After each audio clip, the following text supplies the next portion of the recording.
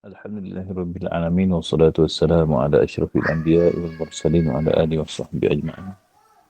Rabbi shrah lana sadrana wa yassir lana amrana wa hlul 'uqdatam min lisanina yafqahu qawlana. Allahumma ftah 'alaina hikmataka wa anshur 'alaina min khaza'in rahmatika ya arhamar rahimin. Allahumma ftah 'alaina akmal al-futuh wa ashrah sudurana wa akhirah. Subhanaka la 'ilma lana illa ma 'allamtana innaka antal 'alimul hakim. اللهم إنا ضعين فقوي في رضاك ضعفاءنا وخذ إلى الخير بنوافلنا من بركة محمد صلى الله عليه وسلم وآله وصحبه أجمعين. اللهم علمنا ما جهلنا ذكرنا بما نسينا وانفعنا بما علمتنا وزدنا علما. اللهم رب جبريل ميكائيل إسرافيل فاتر السماوات والأرض عالم الغيب والشهادة أنت تحكم بين عبادك في مكان فيه يختلفون. اهدني لما اختلف فيه بإذنك إنك تهدي من تشاء إلى صراطك المستقيم والحمد لله رب العالمين. أشهد أن لا إله إلا الله وأشهد أن محمدا عبده ورسوله. Alhamdulillah, syukur kepada Allah Subhanahu wa taala pagi ini kita masih lagi dapat bertemu. Baik. Qala al-musannif rahimahullah taala wa nafa'ana wa iyyakum bi 'ulumihi fi darain. Amin. Pasal yang ketiga, adab anak terhadap ibu bapa, muka surat 326. Adab anak terhadap ibu bapa. Adab anak terhadap ibu bapa itu ada beberapa perkara. Sebelum kita masuk kepada adab anak kepada ibu bapa ni, sahabat rahmati Allah, mari kita lihat sekejap tentang suasana pada hari ini. Adab sebagai adab anak-anak. Bukan saja kepada ibu bapa, bahkan kepada semua orang. Anda ingat lagi ketika anak kecil dulu, kita akan diajar dengan tak boleh lalu depan orang tua. Kalau nak lalu pun lalu ikut belakang. Lalu ikut belakang tu juga pun kena turunkan tangan tanda hormat. Tak boleh menyampuk cakap orang tua. Kalau orang tengah cakap, jangan bercakap. Kalau masa anak kecil dulu bercakap juga kena cili mulut. Mak anak tu ambil cili tu memang letakkan mulut ni. Memang menangis-nangis gitu. Lepas tu serik nak buat. Lepas tu apa lagi? Dua adab tu adalah adab yang sangat ditekankan. Tapi kalau kita lihat pada masa ni, perkara ni seolah-olah tak ada. Kalau kita tengok anak-anak umur 10 tahun, 11 tahun, mereka tak ada ni. Lalu ikut belakang, tak ada. Setakat yang anda jumpa lah. Bukan semuanya. Memang lebih ramai orang muda, anak-anak, kanak-kanak yang bila kita jumpa mereka, ada adab basic yang kita belajar dulu, mereka tak ada. Antara sebab yang anda boleh sekadar kajian sendiri, tidak ada pengesahan daripada mana-mana universiti kajian ni. Anda tengok dulu kalau di sebuah masjid ni, perkara yang mereka sentiasa tekankan ketika pengajian antaranya adalah adab. Sehingga kan ibu bapa di rumah mereka mempunyai cara untuk mendidik anak. Maghrib tak boleh tengok TV. Lepas isyak tak boleh tengok TV. Kemudian apa lagi? Tengah hari tidur. Mengaji lepas maghrib. Itu semua benda-benda wajib yang anda ingat. Lagi tengah hari tidur. Waktu maghrib tiap-tiap hari kena mengaji.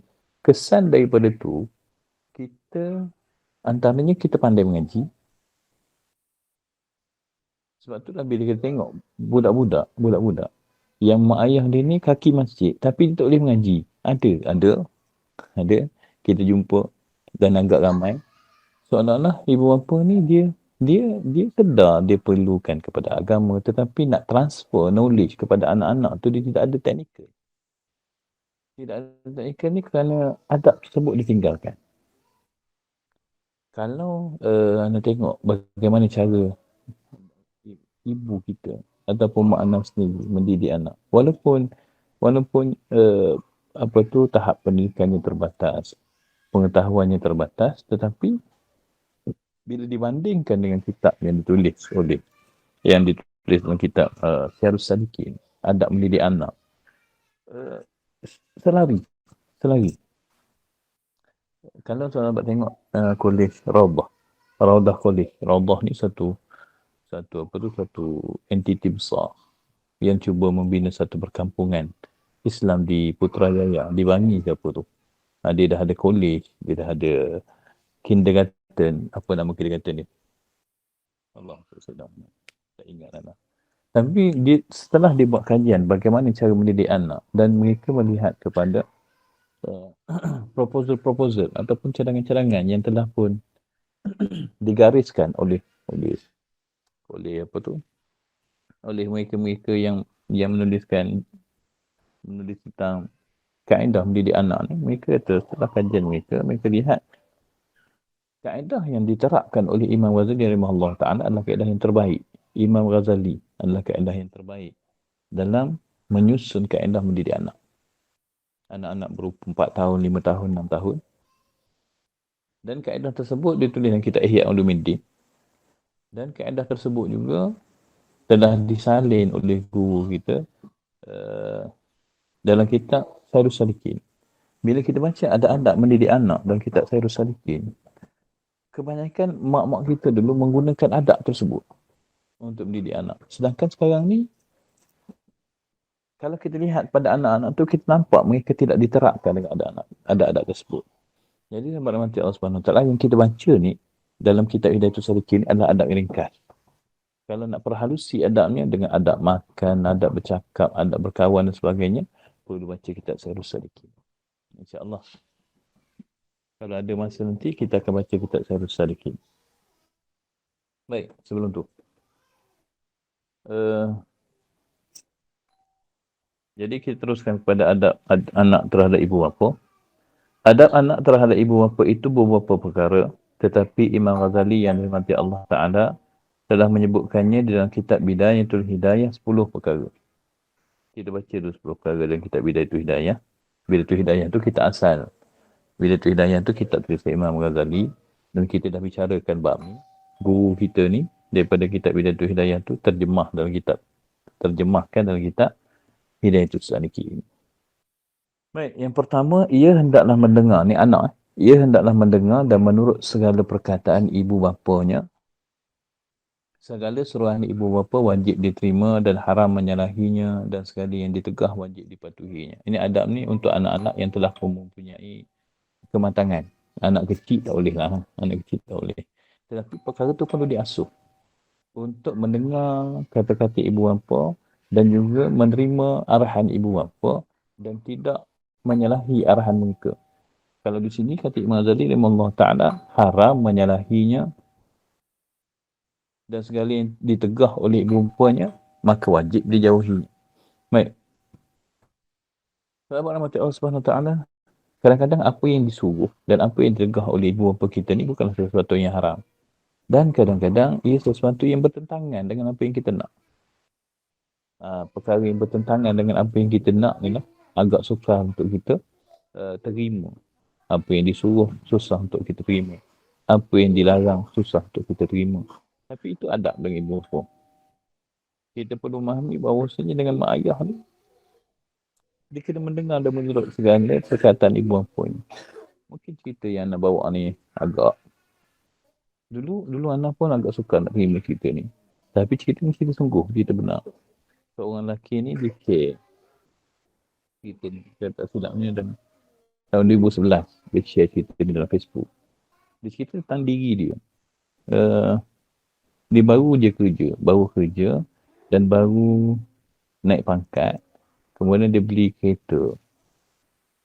Bila dia dah siap beli kereta ni, ibu dia duduk dengan dia. Jadi ibu dia kata, kenapa tak beli kereta Mercedes? Kemampuan tu ada, sedikit ada. Tapi agak sempit lah kemampuan dia. Kemudian, dia tanya mak dia, mak nak kereta Mercedes ke? Mak dia kata, naklah merasa naik. Orang tua kan, naklah merasa naik. Tu je lah dia kata. Kemudian dia fikir untuk mentaati perintah ibu dia. Dia jual kereta dia tu, dia beli Mercedes. Jual kereta dia beli Mercedes. Dan perbuatan itu kalau kita tengok logiknya kan. Baru beli kereta, gaji baru naik. Sepatutnya tumpukan kepada simpanan.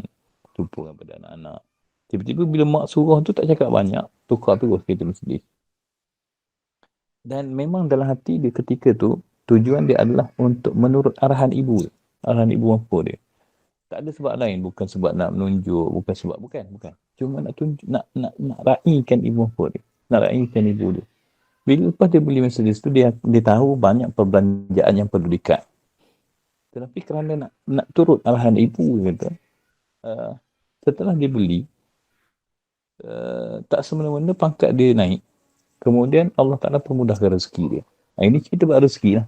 Tapi apa yang ditulis kat situ adalah menurut perintah ibu bapa. Yang kita boleh lihat, yang kita boleh yang setakat yang kita boleh faham, kenapa terjadinya kemudahan dalam hidup dia setelah dia menurut arahan ibu bapa. Kerana di sana ada keberkatan.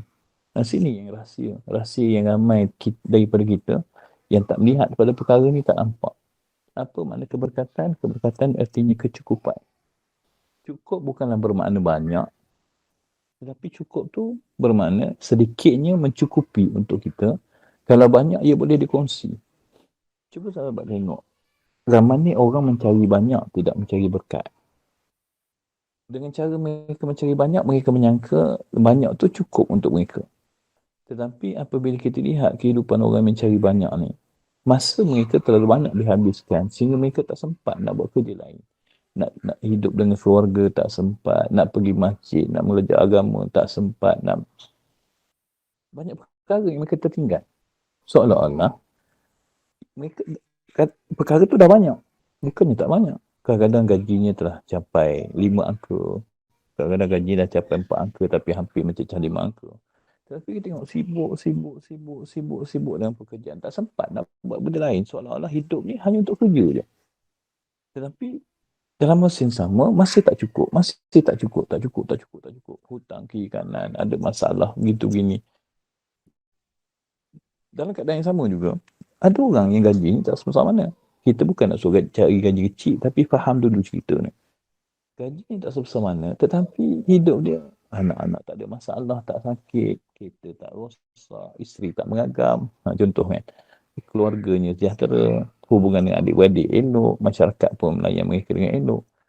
Walaupun pendapatan mereka tak seberapa, tetapi pendapatan tu cukup. Cukup dengan makna dia sempat duduk dengan keluarga, sempat pergi surau masjid, tambah amal ibadah, tuntut ilmu agama. Keluarga jadi baik. Ini tanda-tanda kehidupan yang berkat. Jadi ketika seseorang itu mempunyai keluarga, mempunyai ibu bapa, sumber keberkatan adalah daripada ibu bapa. Sebab itulah kalau kita banyak sangat melawan ibu bapa ni, keberkatan tu akan Allah Ta'ala tarik. Akan dirasakan hidup kita ni banyak tak cukup. Sebab itulah adab anak terhadap ibu bapa, yang pertama dia kena dengar cakap ibu bapa dia. Kalaupun kita tak bersetuju, maka letak dalam hati lah tak setuju tu. Tak perlulah kita nak zahirkan, tunjuk muka, cakap, salahkan mak ayah, tak perlu. Tak perlu perkara begitu. Kita cuma perlu explain, mak macam ni. Kalau mak tak setuju, dah. Ayah tak setuju, dah. Kita dah usaha untuk menerangkan. Tapi lawan sekali-kali, jangan lawan kata ibu bapa. Segala suruhan ibu bapa wajib diterima dan haram menyalahi. Wajib terima, haram menyalahi. Dan segala yang ditegah wajib dijauhinya. Walaupun yang ditegah tu perkara yang harus. Apa yang ditegah, kita boleh sebagai anak dan sebagai orang yang kita rasa betul dah pilihan kita, ada kemungkinan ibu bapa kita tak nampak beberapa side. Boleh kita datang, jumpa, bincang. Mak sebenarnya begini. Dengan cara yang lembut. Tapi kalau mak kita tak setuju juga, sebab mak kita ni bukannya tak kerti bahasa. Dia lebih tua, dia lebih memahami. Kadang-kadang dia tak nampak apa yang sedang kita buat. Yang kita perlu buat adalah terangkan kepada dia, itu saja. Tapi kalau dia tak setuju juga, ketika telah kita terangkan, dia masih tak setuju, maka segala yang ditegah wajib dijauhi. Adalah sebabnya dan adalah ujian yang Allah Ta'ala berikan kepada kita. Yang kedua, ia hendaklah berdiri ketika ibu bapanya berdiri kerana menta'azimkannya. Perkara ni kita selalu buat kalau dengan ulama' kan. Kalau dengan ustaz-ustaz, dengan asatizah, dengan ulama' lah, khususnya ulama' besar, bila mereka berdiri, kita berdiri. Sebenarnya dengan ibu bapa pun begitu. Ibu bapa berdiri, maka kita berdirilah untuk menghati mereka. Jangan ketika mereka berdiri, kita pun berdiri. Kita tak berdiri. Itu menunjukkan ta'zim. Ta'zim artinya membesarkan ibu bapa. Dan memang begitulah sifatnya anak-anak kan. Yang ketiga, Jangan berjalan di hadapan ibu bapa. Tengok tulis dan kita imam tadi. Ibu bapa tengah duduk, tengah berbual. Jangan melintas depan ibu bapa. Dan perkara ni perlu diajar. Perkara ni perlu diajar. Di sekolah Allah Ta'ala alam. Ada lagi tak sekarang? Dulu anda ingat lagi. Memang ada guru-guru yang menyentuh tentang adab ni. Dan di rumah pun memang ayah. Kalau anda lalu depan orang tu, dia akan bagi rotan kat kaki. Titik. Titik jari dia kata. Titik jari tu kalau lalu depan orang. Memang tak boleh lalu depan orang. Pernah sekali tu, anda duduk kat dapur dengan 2-3 orang adik-beradik lain. Ada orang datang rumah. Ramai kawan-kawan ayah datang. Dia duduk dekat ruang tamu. Kita nak keluar main. Nak keluar main, dia duduk kat ruang tamu. Nak lalu tak lepas. Nak minta kebenaran takut. Tengok je, tengok bila dia orang ni nak bangun. Kita nak lalu, nak pergi kat depan, nak pergi main ni. Selipur kat depan. Nak lalu kat depan tak boleh. Nak lalu kat belakang, dia orang sandar kat dinding. Jadi tunggu. Sampai tak main lagi tu. Duduk kat dapur tu. Punyalah kita menghormati adab-adab. Kita merasakan ia sebagai besar dalam kehidupan kita. Jadi, jangan berjalan di hadapan ibu bapa. Nak jalan di belakang ibu bapa. Itu adab. Seterusnya, jangan mengangkat suara mengatasi suara ibu bapa. Oh, yang ni perkara yang sangat besar untuk dijaga. Jangan mengangkat suara lebih besar daripada suara ibu bapa. Jadi kalau kita cakap jauh lah. Cakap jauh tu, sebaik-baiknya datang dekat dulu baru cakap. Tapi kalau keadaan tidak membenarkan, tak apalah. Cuma nak beritahu, duduk depan ibu bapa, jangan tinggi suara lebih daripada ibu bapa. Ada dua side perkara yang kita perlu perhati. Kita sebagai anak, satu hal. Kita sebagai ibu bapa pun satu hal. Adab ni dia akan jadi renyah. Dia akan jadi payah. Dia akan jadi susah. Kalau adab ni hanya datang daripada satu pihak. Jadi sebagai ibu bapa ni disebut sebagai durian. Ibu bapa ni, durian.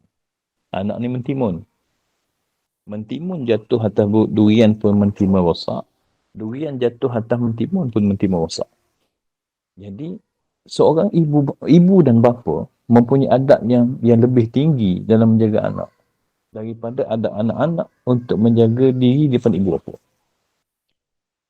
Sebab mak ayah ni durian, contoh. Kalau ibu bapa ni rasa tak redha dengan anak, dia ada kesan pada kehidupan anak, dia ada kesan. Jadi takkan kita sebagai ibu bapa nak jadikan anak kita ni susah dunia akhirat. Takkan kita sebagai ibu bapa yang mengandungkan dia, yang menjaga dia, memang berniat untuk menjadikan dia ni susah atas muka dunia. Nak bagi anak kita susah atas muka dunia, jangan redha pada dia. Tetapi kita sebagai ibu bapa, adakah kita nak perkara itu berlaku? Dah pasti kita tak nak. Maka kita ada adab yang perlu dijaga. Sebab itulah bila anak buat salah, ibu bapa yang sangat penting dia kena jaga hati dia. Anak-anak ada adab dia. Bila dua-dua pihak, ibu bapa dan anak itu telah faham tentang adab mereka, kehidupan sangat mudah. Kita sebagai anak, kita baca, susahnya nak jaga, nak buat adab ni kepada ibu bapa kan. Susah kenapa? Antara sebabnya adalah apabila kita sebagai ibu bapa tidak berpegang kepada adab sebagai ibu bapa, itu jadi susah. Kalau dua-dua menjadi adab, kedua-duanya beradab, maka perkara ni mudah untuk dilaksanakan. Jangan mengangkat suara mengatasi suara ibu bapa. Ibu, mulut. Sebab dia tak ada adab terhadap ibu bapa terhadap anak tak ada. Janganlah doakan anak-anak dengan doa yang buruk. Segala kalimah yang keluar daripada mulut ibu bapa itu doa. Sebab tu kalau mak anak, kalau masa kecil kalau dia marah, bertuah punya anak. Cerdik punya anak. Dia tak cakap kalimah-kalimah sumpah anak kita jadi setan lah. Apa tu, perkara buruk. Dia tak pernah cakap. Di semarah-marah dia pun, kalau dah rotan pun anak dia akan cakap bertuah punya anak. Orang cakap jangan pergi. Orang cakap jangan buat. Kenapalah cerdik sangat. Dia keluar perkataan-perkataan yang baik. Walaupun dia tengah marah. Kerana dia memahami, kalau dia cakap sesuatu yang buruk, sebenarnya dia sedang mendoakan anak dia dengan perkara buruk. Dan tidak pernah menjadi niat ibu bapa untuk mendoakan anak tu dengan perkara-perkara buruk, kecuali hal-hal nadir lah. Hal nadir ni artinya jangan-jangan sangat berlaku. Itu ada. Jangan bercakap buruk tentang anak-anak. Jangan doakan anak macam-macam. Bukan doa dengan makna angkat tangan. Bukan. Doa tu dengan makna bercakap kepada anak-anak dengan perkataan-perkataan buruk. Yang tu adab besar sebagai ibu bapa. Jadi ada ibu bapa pula. Sepatutnya ada anak-anak. Jangan mengangkat suara mengatasi suara ibu bapa. Seterusnya, apabila ibu bapa memanggilnya, hendaklah dijawab dengan sopan. Yang ni memang kena latih daripada kecil. Ya ibu, ya mak, kena latih daripada kecil. Kalau tidak macam mana nak jadi sopan? Ibu apalah yang apa tu yang mengajar, mendidik mereka supaya mereka boleh menyahut seruan ibu bapa tu dengan baik. Ya, ya ibu, ya umi, ya abi, itu kena ajar daripada kecil anak tu. Tapi bila kita dah dewasa, bila mak kita panggil, maka kena ada jawapan yang sopan. Seperti dijawabnya dengan sesuatu yang memberitahu bahawa ia membesarkan ibu bapanya seperti labaik, labaik saya datang, ataupun na'am, ya, ataupun sayyidi, tuan, ataupun sayyidati, puan. Itu kalau bahasa Arab lah. Kalau bahasa kita ni, ya mak. Itu adalah yang sopan. Kalau kita mendengar, hish, hish, hish, panggil lagi. Itu macam kita berkira kan. Itu adalah adab yang salah. Anak ni, perkara utama dia nak jaga adalah hati ibu bapa dia. Kerana apabila ibu bapa dia mempunyai perasaan tak senang dengan anak dia, dia memang akan terima akibat yang segera. Sebab antara bala yang Allah Ta'ala akan segera balasnya adalah dosa dengan ibu bapa. Segera balas. Yang itu betul dia hadis Nabi SAW. Dosa yang segera Allah balas atas muka dunia adalah dosa dengan ibu bapa. Itu Allah balas cash atas muka dunia. Jadi nak jaga hati ibu bapa tu supaya jangan rasa cek. Macam mana cakap cek ni? Terdetik rasa tak senang terhadap anak. Anak dia memahami ibu bapa. Jadi kita yang tahu perbuatan yang mana yang akan menyebabkan ibu bapa tu terasa tak senang dengan kita. Kita tahu. Kalau nampak perkara tu telah pun berlaku, cepat-cepat minta maaf. Jangan segan sebagai anak, jangan seban. Jangan ada ego. Anak-anak ni tidak perlu ada ego pada ibu bapa, pergi minta maaf segera. Bukan sekadar kita minta maaf untuk memudahkan kehidupan dunia kita, tidak. Kita minta maaf tu sebab kita nak selamat di akhirat.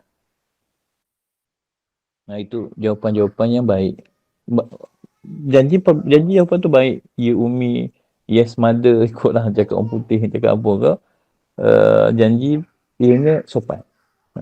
Kita jawab. Jangan biarkan mereka memanggil, kita dengar tapi tak jawab. Ya Allah, yang ni besar adab ni. Yang inilah sesuatu yang sangat menyalahi adab. Apabila ibu kita panggil, ayah kita panggil, kita dengar dah. Tapi kita tak jawab. Tak jawab tu mungkin sebab tengah main game. Malas lah cara. Contoh. Ataupun tengah bergaduh. Tengah sedang protes. Lalu kita tak jawab. Tu tak boleh. Tak boleh. Jawab pada ibu bapa tetap kena jawab. Seterusnya. Ia hendaklah bersungguh-sungguh memelihara bagi mendapatkan keredaan ibu bapanya daripada perkataan dan perbuatan serta merendah diri dan menghinakan bagi ibu bapanya. Bila kita bertemu dengan ibu bapa, kita kena ada sifat bersungguh-sungguh nak dapat keredaan. Jangan buat tak cakna sahabat nanti Allah. Jangan buat tak cakna, mak datanglah, mak nak baliklah. Macam seolah-olah mereka tidak ada makna walaupun hati kita besarkan mereka. Tetapi datang salam pun tidak, balik salam pun tidak. Yang ini adalah perbuatan yang tidak menampakkan kesungguhan. Kan sesuatu yang apabila kita buat secara bersungguh tu terlihat, terzahir kesungguhannya. Orang yang melakukan sesuatu yang secara tidak bersungguh tu pun terzahir ketidaksungguhannya. Jadi kena memperlihatkan, hendaklah kita bersungguh-sungguh memelihara bagi mendapatkan keredaan ibu bapa. Membahagiakan hati mereka. Berkorban untuk mereka. Menunjukkan yang memang kita nak keredaan mereka. Tunjukkan perkara tu. Perkara tu tak boleh disembunyikan. Nanti buat kerja tak ikhlas. Tak ada cerita buat kerja tak ikhlas. Menunjukkan sifat mendapatkan keredaan ibu bapa itu sesuatu yang dituntut. Itu adab yang besar yang perlu kita laksanakan. Daripada sudut mana? Dari sudut perkataan. Betul cakap kena baik. Selalu jumpa ibu bapa minta doa. Mak doakan saya. Sekejap mak doakan saya. Anak kalau jumpa mak anak. Kalau jumpa mak anak akan minta mak doa carry masuk syurga. Itu je kita minta. Ya mak doakan awak sihat, umur panjang. Saya kata perkara tu saya tak nak.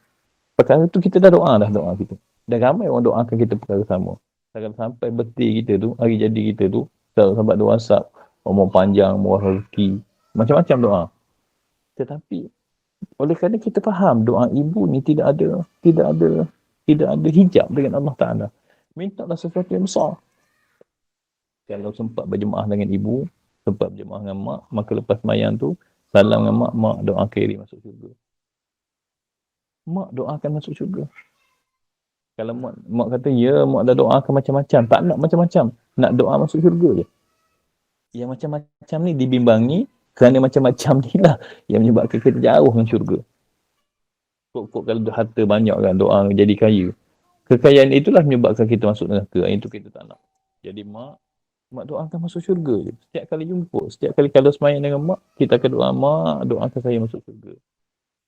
Jadi sahabat Allah boleh amal perkara tu. Minta pada ibu bapa. Daripada perkataan, daripada perbuatan, serta merendah dan menghinakan diri bagi ibu bapa. Kalau mak kita duduk atas kursi, maka kita duduk di bawah. Kalau mak tunjukkan yang kita ni merendahkan diri. Tunjukkan yang kita ni merendah diri. Dan tunjukkan. Dan perkara ni anak rasa kita faham. Bagaimana cara nak menunjukkan lemah, hina diri depan ibu bapa, rendah diri depan ibu bapa. Macam mana nak tunjukkan perkara tu? Yang tu anak rasa kita faham. Antaranya kalau kita berjalan di belakang mak ayah. Tapi bila mak ayah kita dah agak uzur, maka berjalanlah di sisi mereka. Jangan berjalan depan ibu bapa. Mak kita berjalan dekat belakang, kita berjalan kat depan. Yang tu adab yang sangat yang tu sangat melanggar adab. Jangan buat begitu. Jalan di belakang, ketika mereka memerlukan, jalan di sisi mereka. Apa lagi menunjukkan kita menghina tu bukannya menunjukkan aib kita. Menghina tu artinya kita meletakkan diri kita lebih bawah daripada ibu kita, terutama hati kita. Ana pernah berbual dengan mak ana. Masa tu umur ana berapa? Berapa masa tu? Berapa tahun lepas cerita ni? 7 tahun lepas dengar cerita ni. Masa tu ana masih duduk serumah dengan ibu ana. Kemudian ada satu hari tu agak lapang. Jadi ketika tu ana tengah study, tengah buka buku. Sebab malam tu ada kuliah. Jadi ibu mak datang duduk kat sebelah. Rumah ana ni ada 2 tingkat. Tingkat bawah tu kita rumah pahang tu, rumah tinggi. Bawah tu kosong. Jadi kita dah simenkan bawah tu, duduk kat bawah tu. Kemudian bila mak duduk, tutup buku lah. Berbual. Lepas tu ana buka balik buku, sebab buku tu buku Jawi kan. Dan suruh mak ana baca. Dia baca sangkut-sangkut. Bila sangkut tu tiba hati ni rasa sebab. Ana kata mak apa tu masa dulu mak sekolah sampai darjah berapa katanya. Sampai darjah 6 dia kata. Mak lu mana ada baca-baca sangat. Jawi je lah. Kalau Rumi tu tidak dilatih sangat sebab dulu tahun 60-an. Tulisan Jawi ni masih ditekankan. Tak ada nak belajar matematik, dulu orang panggil ilmu hisap, dia kata. Tak sempat. Nak belajar bahasa Inggeris tak sempat. Semua tak sempat. Lepas tu anak fikir, seorang ibu yang bahasa Inggeris tak tahu, bahasa Melayu pun terbatas, ilmu dia terbatas. Kerana kemampuan pada ketika itu, kesusahan yang dialami ketika itu. Sehingga menyebabkan pendidikan mereka tidaklah setinggi mana. Tetapi, anak kata, mak yang sebegini rendah pendidikannya, kita kata, dia telah menghasilkan adik-adik anak ada 8 orang. Dia menghasilkan ada 8 orang anak. Yang 8 ni semua mempunyai tahap pendidikan yang sangat tinggi. So masuk universiti. Adik-adik anak seorang tak masuk universiti. Dia tak masuk universiti pun kerana dia duduk di tahfiz. Dapat 30 juzuk. Maknanya kadar pendidikan dia yang sangat minimal tu, tetapi dia boleh menghasilkan anak yang jauh lebih hebat daripada dia. Anak kata, ini miracle. Ini keajaiban seorang ibu. Ini kemampuan mereka. Jadi apabila kita berada di atas ni, tidak ada sebab untuk kita rasa kita lebih hebat daripada dia. Kerana apa yang kita ada hari ni adalah hasil usaha dia. Hasil usaha ibu bapa kita sehingga kita mencapai tahap begini. Jadi tidak ada sebab untuk kita rasa lebih tinggi duduk di sebelah mak yang kemungkinan ilmunya tak semacam kita. Tak ada sebab kita rasa aku lebih baik daripada diri dia. Aku jadi baik ni kerana diri dia. Kalaulah ketika kita belajar, adab yang dinyatakan adalah hebatnya seorang murid itu bukan kerana hebatnya gurunya, tetapi kerana betapa hebatnya murid itu mengagungkan gurunya.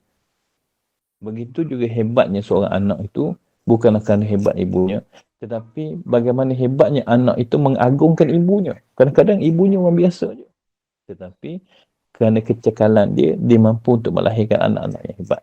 Tetapi kehebatan anak itu Allah Ta'ala akan tutup andai kata dia tak reti nak menghormati, untuk menyanjungi, membesarkan ibu bapa dia. Sebab tu dengan mak ayah ni, belajar untuk rendahkan diri, hinakan diri. Baik, seterusnya. Jangan mengungkit terhadap kedua ibu bapa dengan sebab buat kebajikan bagi mereka. Allah yang ni. Dan dengan sebab memelihara sekalian pekerjaan bagi mereka. Jangan mengungkit bila kita buat kebajikan pada ibu bapa, dan jangan mengungkit ketika kita memelihara segala pekerjaan bagi diri mereka. Memelihara ni maksudnya kadang kita kena jaga berminggu-minggu. Mak dah sakit. Kadang-kadang kita kena balik kampung, mak telefon suruh balik. Itu pekerjaan untuk memelihara mereka tu. Macam-macam cerita lah, macam-macam. Ada sejuta cerita. Tetapi, kata Imam Ghazali rahimahullah ta'ala, jangan ungkit. Dalam sebuah hadis Nabi SAW, andai kata Nabi SAW, kamu mengorbankan seluruh apa yang ada pada kamu untuk membalas jasa ibu kamu, maka ia tidak mampu membalas walaupun satu teriakan ibu ketika melahirkan kita. Mahalnya pengorbanan ibu. Kalau kita nak gunakan apa saja yang ada pada kita ni untuk ganti, kerana dia dah berkorban banyak untuk kita, apa saja yang ada pada kita, kita bagi dia. Kata Nabi SAW, nescaya kita tak akan mampu nak bayar walaupun satu teriakan. Dia mengerang kerana kesakitan. Kan dia sakit. Masa dia bersalin kan dia sakit. Jadi bila dia sakit tu, menyebabkan dia sukar untuk dia sakit. Dia menjerit sakit ketika melahirkan anak. Siapa-siapa suami duduk yang duduk dalam wad ketika isteri bersalin, semua anak-anak tu, semua anak duduk, semua anak jaga, anak kelima, anak keenam tak jaga. Lepas tu anak pertama sebab kena bedah, yang lain tu duduk sebelah isteri. Kita tengok betapa sakit dia menjerit ketika nak bersalin. Nak balas jasa ibu kerana satu jeritan yang sakit itu ketika tu pun tak mampu, walaupun kita bagi semua sekali. Besarnya.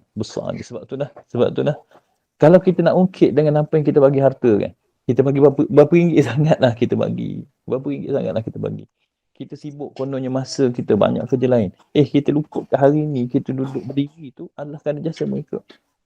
Tak boleh kita bagi alasan yang boleh macam-macam. Cuma bila anak ramai, bila adik-beradik ramai, boleh bincang lah. Ni abang tak sempat ni, tolong. Ni adik tak sempat ni, abang tolong begitu.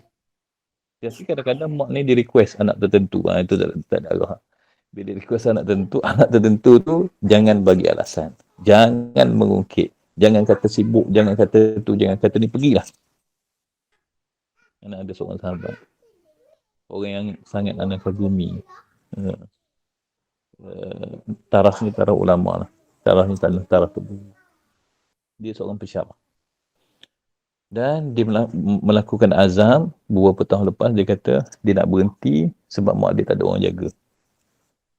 Dia nak berhenti pensyarah, berhenti tanpa ada jaminan apa-apa, hanya kerana nak jaga mak. Masa dia cakap tu, anak kata, takkan nak berhenti hanya kerana nak jaga mak kan. Bolehlah bincang adik-beradik. Rupanya sampai satu saat dia berhenti sungguh. Dia balik ke kampung, dia jerantut, lepas tu jaga mak dia. Tetapi lepas dia jaga mak dia, apa yang berlaku adalah expectation kita. Dia dah berhenti daripada gaji yang banyak, duduk di kampung, mesti dia akan merasakan kesusahan. Antara sebab pendapatan dia telah berkurangan. Rupa-rupanya tidak. Allah Ta'ala buka ruang dah jalan. Kata, ya Allah, betapa bersalahnya kita ni memikirkan tentang nak banyak. Nak banyak kena duduk di bandar, nak banyak kena gaji bulan. Rupa-rupanya Allah Ta'ala meletak jaminan rezeki Allah Ta'ala ni di sebalik berkhidmat pada ibu bapa, di sebalik menuntut ilmu, di sebalik taat dengan ulama, di sebalik taat pada perintah Allah, di sebalik semua perkara ni Allah Ta'ala selit rezeki-rezeki yang kita tak perlu bersusah payah untuk carinya. Dan perkara tu dah terbukti di banyak tempat. Subhanallah. Kesilapan kita lah melihat sumber rezeki ni kononnya kena kerja itulah, kena kerja ni lah, kena meniaga banyak dan sebagainya. Tapi kita lupa mencari sumber keberkatan. Seterusnya. Ada dah soalan tadi yang nampak tadi. Cumanya kalau anda buka macam ni, dekat sana dia detect ke? Soalan daripada Jim Maunun. Kejap lagi anda akan jawab 7.50 InsyaAllah.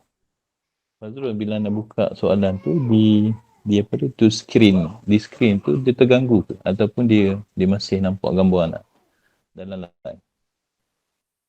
Hilang gambar soalan muka. Maknanya masa anda buka soalan nanti akan nampak gambar soalan lah. Sebab dia Fazrul ni dia akan ambil soalan dari FB, dia akan paste dalam Google Meet. Jadi ketika anda baca soalan tak nampak muka lah. Cuma nampak soalan saja. Baik, seterusnya. Okey, jangan mengungkit sekali-kali jangan mengungkit. Tak mampu buat bincang, adik-beradik 5 orang bincang. Macam mana ni? Mak nak ni bincang. Tak cukup duit, kumpul duit. Yang mampu banyak bagi banyak. Takkan saya nak bagi banyak, orang ni bagi sikit. Jangan mengungkit. Jangan mengungkit. Rezeki seseorang berbeza. Yang ni mampu bagi 10, yang ni mampu bagi 1,000. Yang bagi 1,000 bagi 1,000. Kerana mak, bukan kerana orang lain. Nak adil semua nak bagi RM10. Mana boleh? Nak adil semua bagi 1,000. Rezeki bukan sama. Tapi itu kata jangan mungkit. Bagilah. Bagi. Mungkin kadang-kadang yang kita bagi itulah pemberian terakhir daripada seorang anak. Selepas tu Allah Ta'ala tarik nyawa dia. Anda ingat masa ayah anda sakit. Dia tak pernah sakit. Dia sakit pun demam. Jadi, bila dia sakit tu, demam juga. Sebab dia meninggal pun selepas dia demam. Bukannya sakit terbaring dan sebagainya, demam. Baik, bila dia demam tu, cuma lama. Dia demam 3 bulan. Saya ingat lagi dia demam selepas daripada kematian ayah saudara dia. Kematian saudara dia pernah sebut. Ini mungkin Pak Cu nak jemput kau ni. Pak Cu nak ajak kau sama ni, dia kata. Maknanya pak saudara dia tu nak ajak dia sama meninggal lah, dia kata. Satu gurauan. Jadi, bila dia demam ni sampai 2 bulan dia demam. Kemudian lemah, dia tak lemah, dia boleh berjalan tapi demam. Rasa panas. Anda kata adik-beradik anda sebut, anda pernah sebut, tapi nak kata menyesal tak menyesal, tapi tak tahu kenapa sebut. Anda kata kali ni abah sakit ni dia macam demamnya tak teruk tapi tak surut. Kalaulah kita nak khidmat, inilah masanya nak khidmat. Masa tu kita tak tahu nak hantar ke mana. Takaful pun tak ada masa tu. Nak hantar ayah ke hospital ni, adik kebetulan belajar di hospital pantai dekat Johor Bahru. Jadi nak hantar ni kos dia memang tinggi lah, hospital swasta. Apa kita buat, adik-beradik datang bincang, jom kita cari sebanyak-banyaknya duit untuk hantar ayah ke sana. Yang ni gadai gelang, yang ni gadai cincin, ada simpanan keluar tabung haji, keluar gerbak, tak sangka dapat hampir 20,000. Boleh hantar ayah ke sana. Cukup lah. Dan itulah jasa terakhir. Itulah penjagaan terakhir yang kita boleh buat kepada ayah. Rupa-rupanya selepas dia batuk, Allah tak ambil nyawa. Kalaulah ada di antara adik-beradik yang duk rasa pada ketika tu, saya tak boleh buat sebab saya pun ada kehidupan. Duit tu saya nak simpan. Kita akan menyesal sampai bila-bila. Kita tak mampu nak jaga dia sampai akhir hayat dia. Perkara tu sangat beri kesan besar pada anak sendiri dan pada adik-beradik sendiri. Selepas begitu, bila dengan mak ni, apa saja mak nak, adik-beradik tak mampu, dia akan bincang. Cari juga jalan. Macam mana nak realisasikan. Kadang-kadang tu, kalau dia kata nak pergi satu tempat kan, masa-masa sibuk, kita kumpul duit, bagi kat seorang anak tu lah bawa. Jadi dengan anak-anak tu lah dia dapat keuntungan, dia dapat cuti sekali, dapat duit lagi, bawa mak sana. Tapi tak apalah. Inilah cara untuk kita membalas. Jangan mengungkit. pemberian kita pada ibu bapa sebab kita tak mampu nak bayar walaupun satu teriakan ibu kita ketika mereka mengandungkan kita. Seterusnya panjang, ada ibu bapa panjang dan dia dia melibatkan emosi. Seterusnya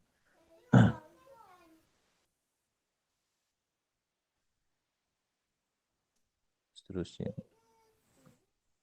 nombor apa ni?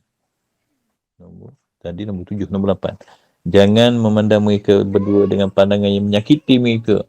Jangan pandang sebelah mata. Jangan pandang sebelah mata. Macam mana pandang sebelah mata? Artinya pandang dengan pandangan ibu apa tu hina. Macam cerita si Tanggang kan. Kalau dalam drama Melayu tu banyak kali lah. Maknya daripada kampung datang ke bandar, dah duduk rumah anak, menantu dengan anak, layan tak layan, acuh tak acuh, menunjukkan kehinaan. Allahu Akbar, yang tu jangan. Dan drama filem macam tu berhentilah. Tak perlu nak diajar kepada masyarakat. Berhentilah dengan drama begitu. Atau dengan pandangan marah terhadap mereka. Nak marah mak pandang. Jangan. Jangan. Jangan pandang mereka dengan keadaan, dengan pandangan yang menghina, pandangan sebelah mata, pandangan marah terhadap mereka. Jangan. Kalau marah pun pejamlah mata. Tunduklah, janganlah pandang mereka dengan pandangan marah. Tunduklah, tunduk. Ini semua perkara yang kalau kita buat, dia akan ada rasa dalam hati mereka tu akan ada rasa. Yang tu yang kita nak elak tu. Yang tu yang kita tak nak tu. Terusnya, jangan masangkan muka dapat ibu bapa kerana marah pada mereka. Masam kerana bergurau tak apa. Tapi masam kerana marah, jangan. Marah ibu bapa, ya ada masanya kita marah. Ada masanya kita marah anak-anak kan. Tapi itulah manusia. Jangan menunjukkan yang kita marah. Jangan sampai mak kita tahu yang kita marah. Macam mana tu? Usahalah masing-masing. Usahalah. Sebab tu kalau mak marah diam. Tapi mak ayah, dia tahu. Anak marah, dia tahu. Nak sembunyi macam mana? Tak tersembunyi. Kadang-kadang tu kita tak cakap. 8 anak tak cakap. Dia tahu yang mana ada masalah. Yang mana tengah gembira. Yang mana tengah sedih. Dia tahu. Entahlah macam mana dia tahu. Wallahu ta'ala alam. Tapi itulah ibu bapa ni. Satu-satunya makhluk yang paling rapat dengan kita. Makhluk yang paling rapat dengan kita. Sebablah seketika mereka ada jaga sungguh. Hargailah mereka. Keberkatan ada pada mereka. Hadis yang pendek Nabi SAW sebut. Al-jannatu tahta aqdamin ummahat. Syurga itu berada di bawah tapak kaki ibu. Memang kita duduk atas muka dunia ni nak selamat daripada neraka, nak masuk syurga. Dan pintu keselamatan untuk kita masuk dalam syurga ibu. Sebab itulah ibu ni, kalau kita betul-betul nak pada syurga, nak pada redha Allah, maka ibu tu dilayan seperti mana kita nak syurga. Seterusnya nombor 10 dan yang terakhir untuk hari ini. Jangan bermusafir melainkan dengan izin kedua ibu bapa. Kalau nak bermusafir, minta kebenaran mak ayah. Terutama bagi mereka yang duduk sekali lah. Bagi mereka yang duduk berasing tu, dah bukan jadi tanggungjawab setiap hari untuk pelaporan. Tapi bila duduk dengan ibu bapa ni, memang kena beritahu. Nak pergi sana, nak pergi sini, kena beritahu. Jangan bermusafir kecuali dengan kebenaran mereka. Kecuali dia kata, musafir itu bagi menunaikan haji yang fardu ain ke atasnya. Hatta pergi perang sekalipun. Jangan.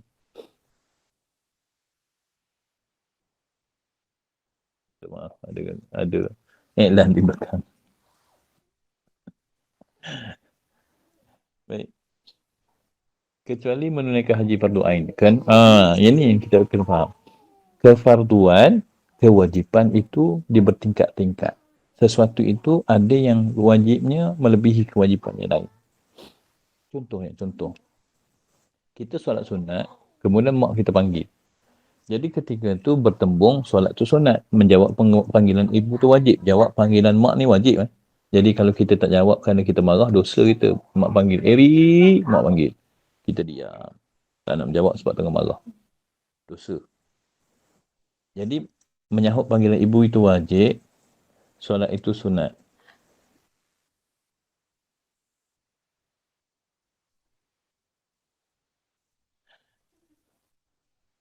Maka ketika kita solat sunat, tiba-tiba mak kita panggil, maka kena sahut. Berhenti sembahyang sahut. Kenapa? Yang wajib mendahului yang sunat. Macam mana kalau kita tengah sembahyang wajib dan ibu kita sedang manggil kita ni? Sembahyang itu wajib. Menyahut panggilan itu wajib. Ketika ni bertembung kedua kewajipan. Bertembung dua kewajipan ni kita kena tahu yang mana yang lebih utama untuk diutamakan. Ketika kita solat, hubungannya dengan Allah. Maka ketika tu, keutamaan adalah hubungan dengan Allah. Berbanding keutamaan dengan ibu. Jadi ketika tu tak boleh berhenti sembahyang sahut panggilan ibu. Kerana solat itu lebih kewajipannya, lebih besar kewajipannya daripada menyahut panggilan ibu. Begini maksud dia. Nak pergi musafir tanpa kebenaran ibu bapa, jangan pergi. Kecuali untuk urusan haji fardu ain. Sebab tuntutan haji yang fardu ain itu lebih tinggi daripada tuntutan meminta kebenaran ibu. Ibu bapa pun kena faham lah. Ada perkara walaupun dia tak bagi pergi, anak dia kena pergi. Sebab itulah ibu bapa juga mempunyai adab yang perlu dijaga. Maka ia tiada berkendakkan kepada keizinan kedua ibu bapa. Pergi haji yang fardu ain ni tak perlu izin ibu bapa ni. Sebab itu tanggungjawab dengan Allah. Kewajipan tu lebih besar. Tetapi sunat ia minta izin kedua ibu bapa. Cuma hukum dia sunat lah. Adapun musafir bagi melakukan haji yang sunat. Bila haji yang sunat ni? Haji yang kedua, haji yang ketiga, haji yang keempat. Tu. Atau fardu kifayah. Maka ia tidak harus melainkan dengan keizinan kedua ibu bapa. Jadi, perkara tu kena minta izin. Kalau tak bagi, tak boleh pergi. Dan demikian juga musafir bagi menziarahi makam anbiya dan awliya dan sebagainya tiada harus melainkan dengan keizinan. Walaupun dia ibadah. Pergi mana ni? Nak pergi melihat makam awliya, makam anbiya. Yang itu adalah perkara-perkara ibadah. Perkara-perkara sunat. Jadi, keizinan ibu wajib ketika tu. Kalau tak dapat, jangan pergi. Tetapi harus musafir bagi menuntut ilmu tanpa keizinan kedua ibu bapa. Bila nak menuntut ilmu, itu harus. Harus artinya, kalau pun ibu tak bagi, maka dia masih lagi boleh pergi. Tetapi dia kena ingatlah, keadaan ibu bapa tidak berserta dengan dia. Dia lebih mudahnya, sahabat mati Allah, minta izin. Minta izin pada ibu bapa. Bila kita minta izin pada ibu bapa, insyaAllah dipermudahkan urusan. Baik. Allah juga yang memberi petunjuk. Itu sekadar sebahagian daripada adab anak pada ibu bapa. Anak tengok pada soalan dulu. Soalan yang pertama.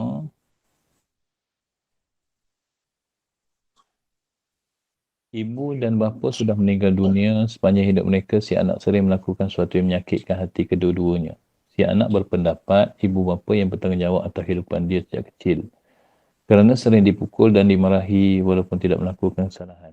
Anak seolah-olah berdendam dengan mereka. Setelah ibu bapa meninggal, anak mula matang dan sedar. Bagaimana cara untuk anak berbakti setelah kematian mereka dan cara untuk memohon ampun kepada mereka. Apabila kita melakukan dosa ni dan kita tak sempat nak bertaubat, tak sempat ada kemungkinan dosa kita dengan orang, termasuk dosa dengan ibu bapa, tak sempat nak minta maaf. Itu tak sempat lagi sebab dia dah meninggal. Kita dah tua baru kita perasan Allah sebenarnya bukan begitu. Sebenarnya mereka nak mendidik. Mereka memilih cara yang garang kerana macam-macam hal lah, macam-macam hal. Jadi kita dah insaf. Selepas mereka meninggal dunia, apa yang kita kena buat? Yang pertama kita kena sedar beginilah. Ibu bapa ni tak ada yang tak redha ke anak.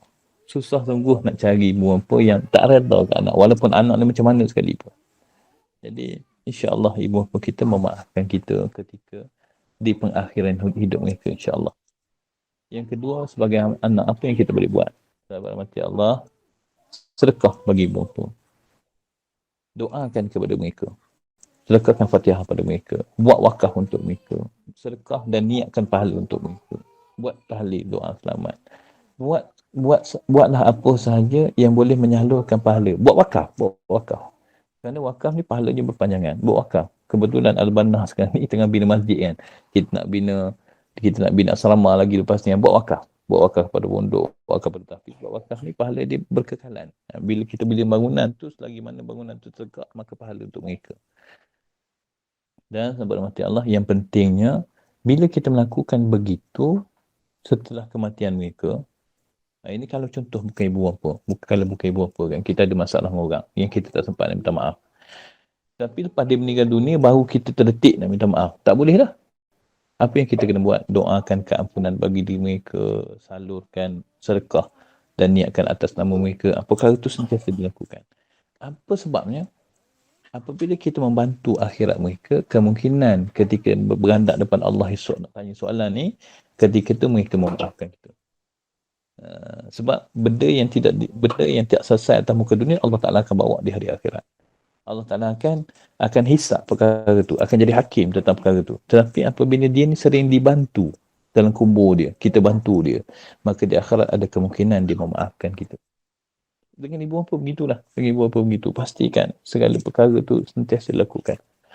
Ada seorang wali Allah berjalan di satu tanah perkuburan. Dia tengok semua kubur gelap kecuali satu kubur. Dan dalam tu dia tengok ada seorang wanita tua. Wanita. Kuburnya cerah. Lalu bila dia tengok je kubur tu, kemudian hari esoknya dia pun berjalan di pasar. Dia nak tahu apa yang menyebabkan kubur dia cerah. Bila dia tanya pada orang kampung, dia dapat tahu bahawasanya anak dia ni adalah penjual ikan di pasar.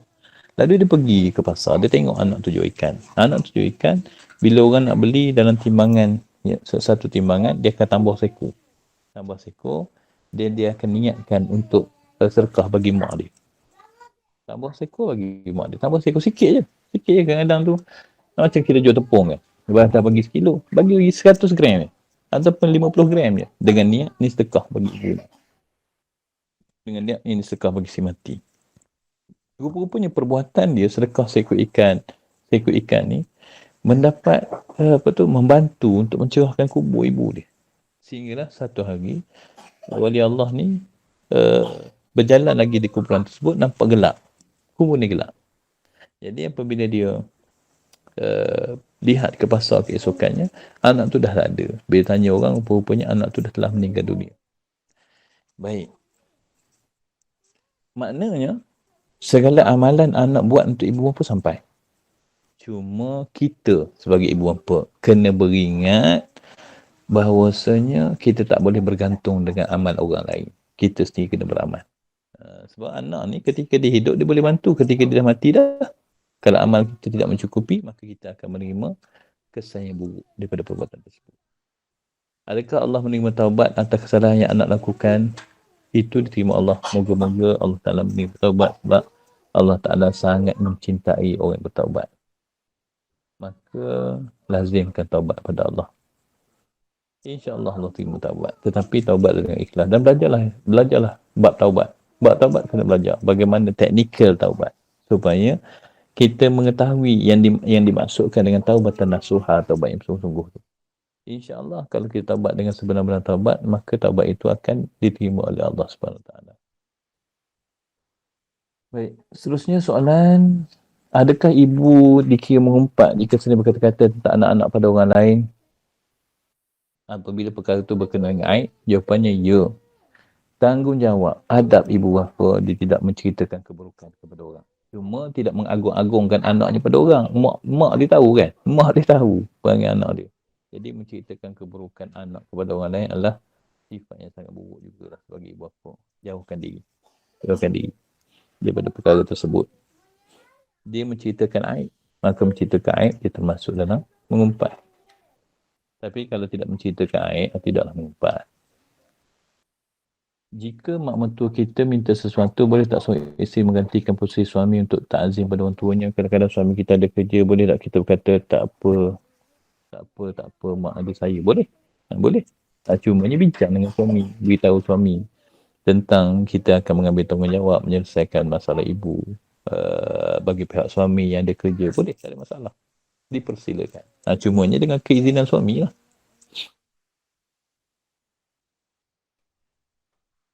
Sebab pagi ni lama tak ziarah mak. Pergi cepat sikit. Tak lepas nak rentas negeri, telefon tak sama dengan live. Bila teringat sedekah Fatihah, betul ke Ustaz cakap begitu, mahu Ustaz bagi pencerahan.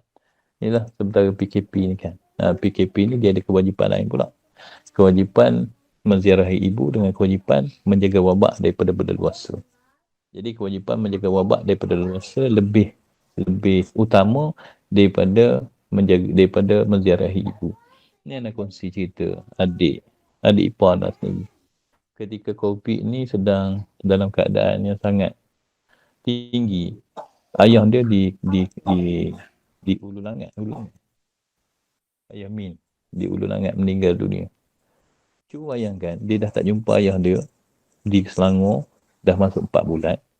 Tiba-tiba dengar ayah dia sakit, lalu meninggal dunia, dia tak boleh nak pergi. Tak boleh nak pergi.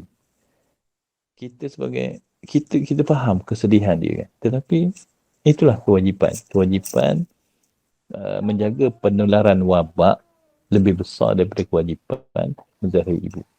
Jadi bila kita teringat pada ibu kita ni, telefon je lah. Telefon, doakan. Uh, apa tu orang kata video call. Memang tak sama. Memang tak sama. Tetapi kat sana ada kewajipan lebih utama untuk dijaga. Betul lah cara begitu. Betul lah hubungi, berborak, berbual, tanya soalan. Apa tu, tanya khabar dan sebagainya. Betul lah tu. Elok lah tu. Siti Rustani Yusof menunjukkan yang kita sangat care, sangat caring pada mereka. Dan sebab itulah anak sendiri, anak tak pergi jauh. Anak akan pastikan apa je anak buat, anak akan berada berhampiran dengan ibu. Supaya kita ni mudah nak pergi tengok apa, anak akan pastikan masa tu, walaupun kadang-kadang kita tak pergi pun, tapi kita ada masa. Apa je mak kita perlukan sesuatu, kita ada. Kalau dah jauh sangat kan susah. Itu masa muda dululah. Itu perancangan semuda. Kalau masing-masing nak kerja dunia je, memang jauh dengan mak ayah. Jarang nak duduk dekatnya. Ke bandar dan sebagainya. Anak daripada muda memang duduk mikir, tak nak jauh dengan mak. Jadi nak cari kerja ke, nak apa ke, dekat-dekat je. Semua kerja yang kelarang. Baik. Itu 4 soalan yang dah baca. Soalan lain dah tak ada. InsyaAllah. Kita akan bertemu semula pada Sabtu depan. Untuk kuliah Aqidatul Najin. Dan Ahad depan kita akan baca adab bersahabat dengan sahabat. Jadi sahabat mati Allah Subhanahu Wa Taala, nak undang lagi untuk bermula daripada hampir-hampir puasa esok, kita akan bawa beberapa kitab. Yang pertama, kitab Hukum Hakam Puasa daripada kitab Matla'il Badrain. Sebab kitab kuliah ni akan berlaku secara harian ni. Waktu puasa, kuliah kita harian setiap pagi. Bermula sebelum puasa tu lebih kurang 27 Syaban ataupun 26 Syaban, kita akan mula baca Hukum Hakam Puasa. Habis Hukum Hakam Puasa tu mungkin dalam 2-3 hari, kemudian kita akan sambung dengan Hukum Hakam Puasa tu daripada kitab Matla'il Badrin. Siapa yang ada kitab tersebut, boleh rujuk lah. Kemudian kita akan masuk kitab Ihya Ulumuddin, kelebihan puasa. Yang tu juga mungkin makan masa 3-4 hari yang rasa. Selepas tu kita akan buka kitab Penawar Bagi Hati. Akan berlaku setiap pagi. Kecuali satu Ahad. Kerana satu Ahad, kita akan berterusan dengan kuliah ni lah. Hari Sabtu, Aqidatul Najin. Hari Ahad, Hidayatul Salikin. InsyaAllah kita akan berakhir kuliah tu 2 hari sebelum raya. Maknanya hari kedua sebelum raya tu kuliah tak akhir. Hari esok nak raya, hari ni tak ada kuliah. Hari lusa nak raya, hari ni masih ada kuliah. Itu jadual kuliah kita. Jadual kuliah ketika Ramadan. Dan insyaAllah kita cuba selesai tamatkan kitab Penawar Bagi Hati ketika itu, insyaAllah. Kitab Penawar Bagi Hati mempunyai nilai teknikal untuk menyelesaikan masalah hati yang sangat tinggi. Jadi sangat baik untuk kita baca sebab kita nak tengok bagaimana ulama susun kaedah satu persatu untuk apa tu, membuang mazmumah yang kita ada. Baik, jumpa lagi insya-Allah pada minggu depan. Wallahu taala alam. Assalamualaikum warahmatullahi taala wabarakatuh.